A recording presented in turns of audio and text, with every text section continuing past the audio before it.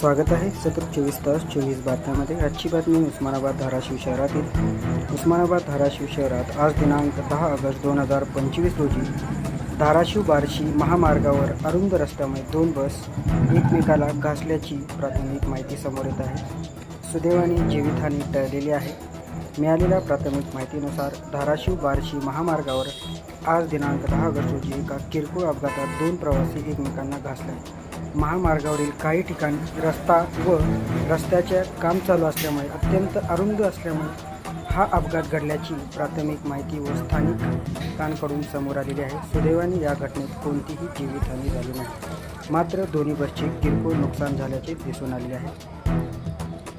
अशाच नवनवीन बातम्या पाहण्यासाठी सतत 24 तास 24 बातम्या या चॅनलला सबस्क्राईब करा व या बातमीला शेअर करण्यास विसरू नका। सतत 24 तास 24 बातम्या ब्युरो, मी अल्ताफ शेख, उस्मानाबाद, धाराशिव।